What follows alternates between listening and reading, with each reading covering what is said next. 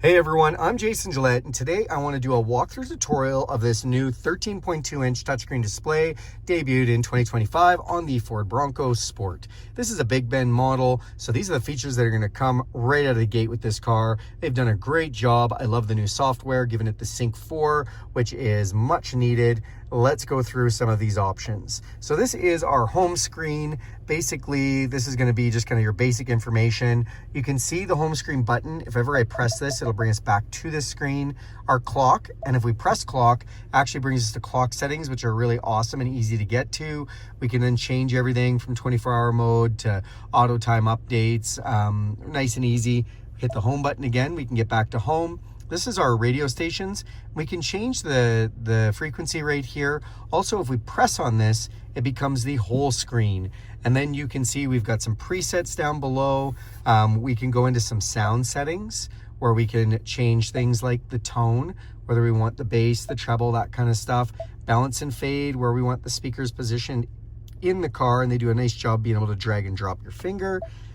You also have speed compensation, so the faster the engine goes, the louder it makes, and then the stereo can compensate for that noise if you want. And then we have occupancy mode. Who is in the vehicle? Is it just the driver, or is it all seats, depending on who you haul around?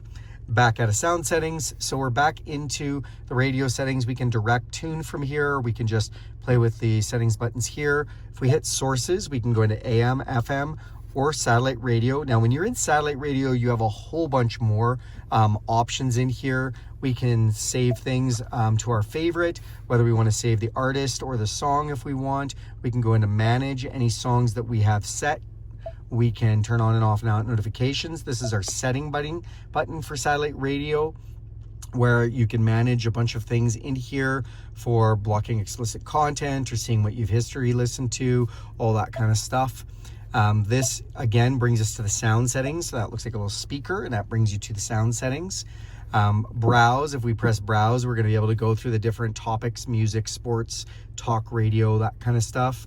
And then we can just go through the channels one by one by pressing this. We can also scroll with our finger, which is really nice to be able to change like that.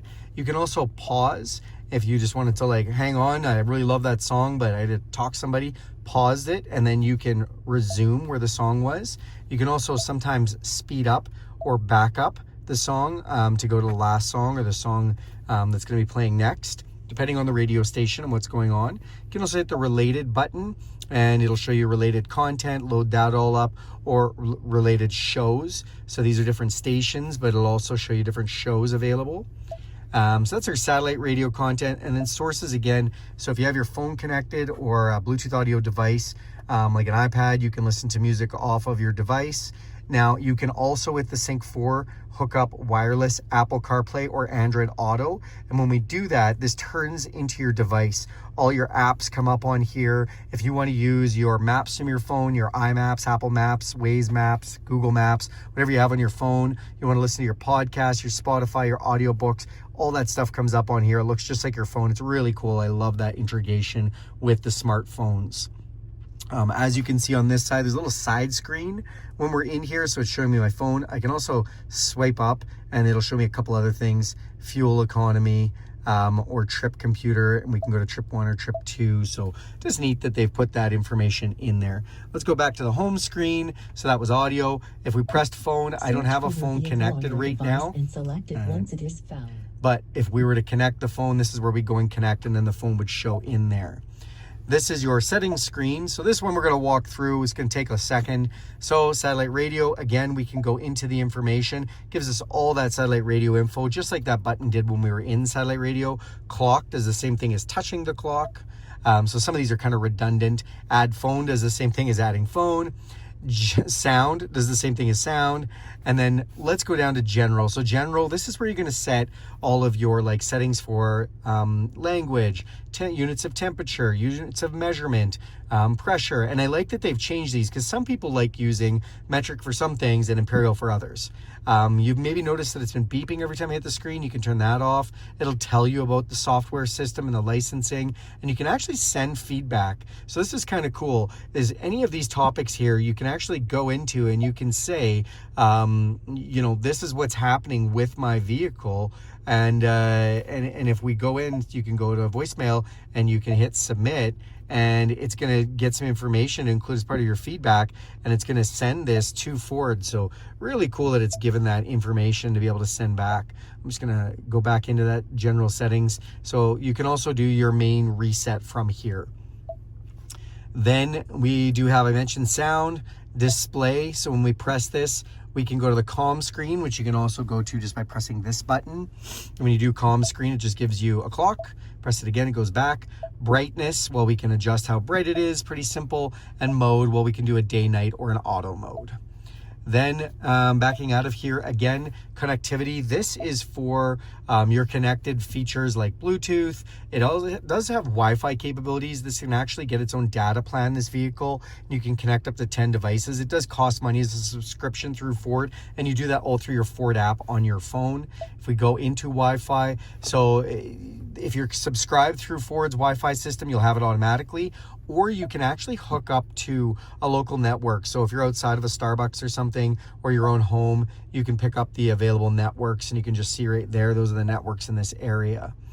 We are going to go back out of here. Wireless app projection, that's part of wireless Apple CarPlay and Android Auto. So if you go into this, this is going to, if you turn it on, it will hook up to your smartphone.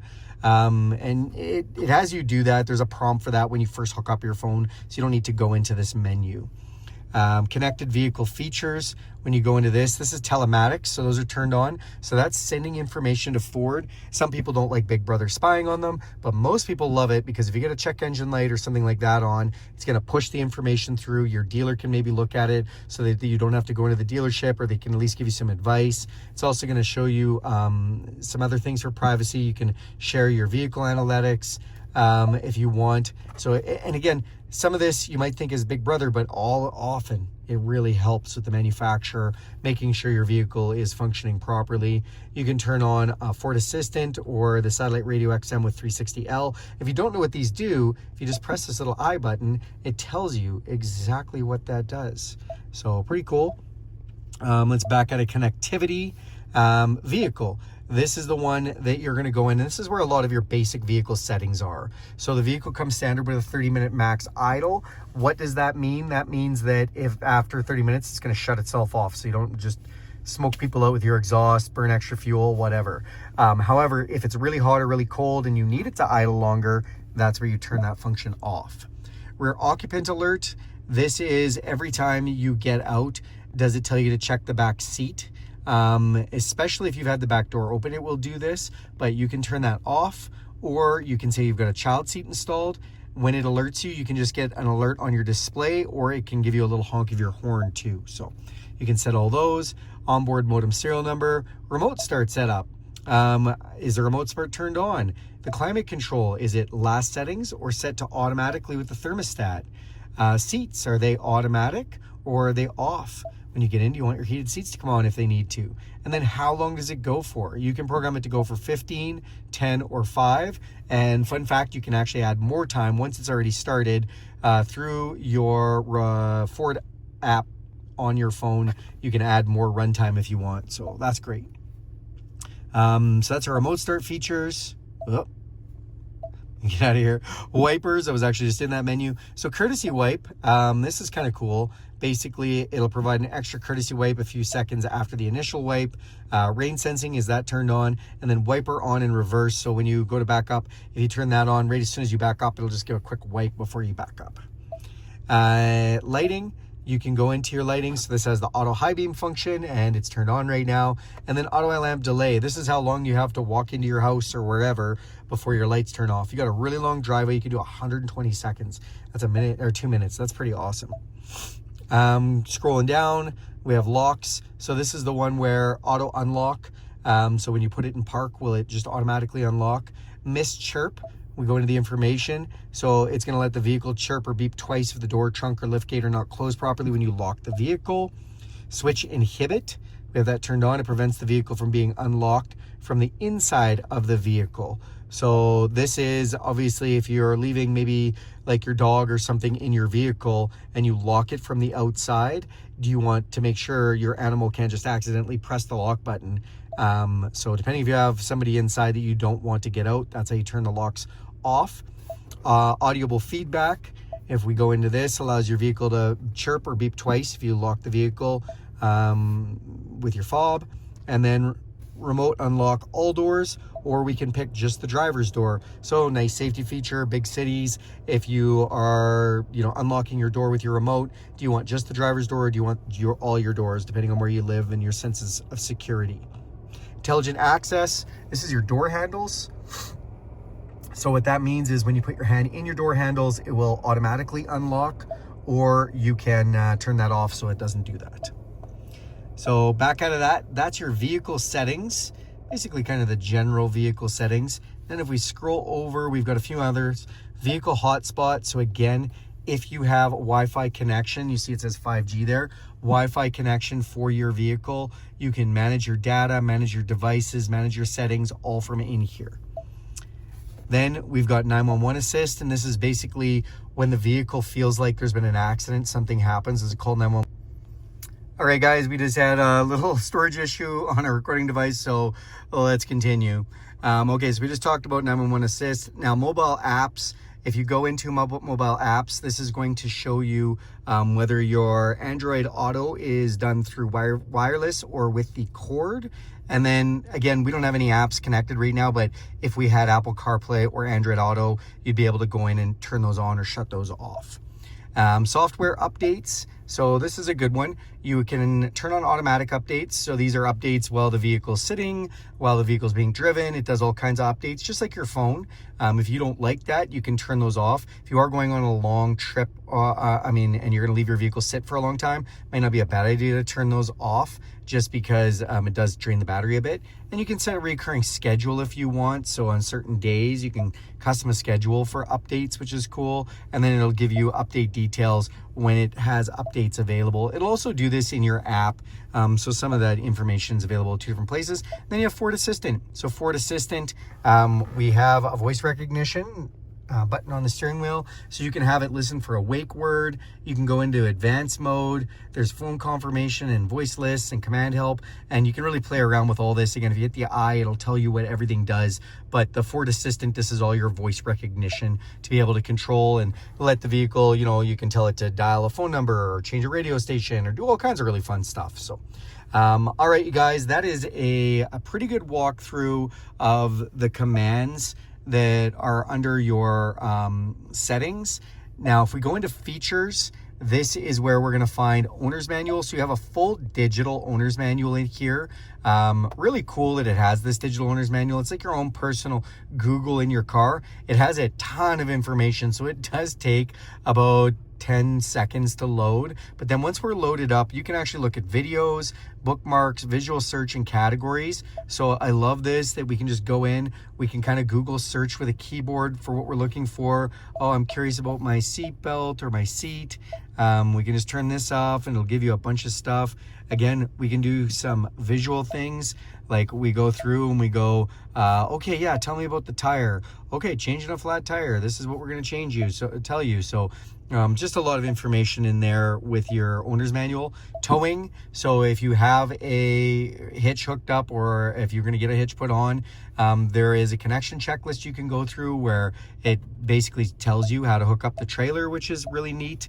You also have trailer sway control built right in. That's awesome because that keeps you from fishtailing with your trailer if your load's not loaded properly. And then driver assistance. These are all your safety features. So you can turn on and off and modify things. Cruise control. So adaptive cruise control is now standard on the Big Bend, and we can go in and we can actually select whether we want normal cruise control, adaptive cruise control. And when we have adaptive cruise control on, we can go into lane centering. So lane centering basically will do that semi-autonomous driving, and it will use the lines on the road to steer the steering wheel for you.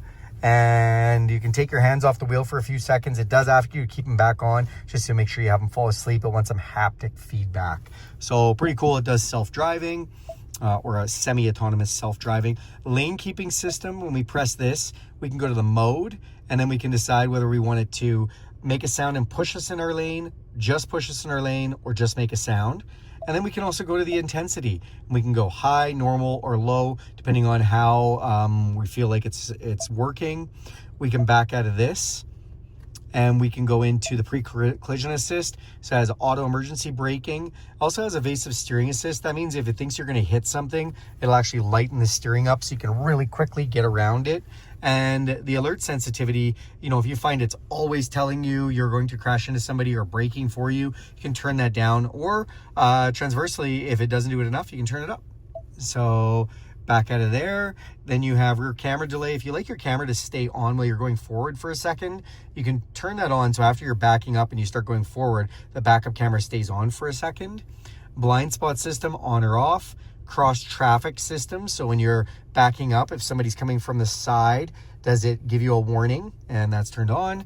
Driver alert, if you've been driving for a while and it kind of noticed that you've been inattentive, haven't given the steering wheel much attention, it might say, hey, make sure you're focused on driving. So those are all the systems you can turn on or off in the features. And then the apps, this is where you'll find you can connect your Apple CarPlay or Android Auto if your device is connected, but you just haven't actually connected to those two. You can find mobile apps. I think there's a sync app from Ford. There might be some more apps coming out in the future. And then you can actually watch YouTube. So it'll use either the Wi-Fi from your phone or data from your phone, or if you're connected to a Wi-Fi source, or if you have a data program for your vehicle. So watch YouTube in your car. That's pretty cool. So anyways, you guys, that is our video tutorial for the day. Thanks a lot for watching this video. Do me a huge favor and click subscribe to this channel. If you like this content, go ahead and hit the bell icon. You're notified every time I make a video.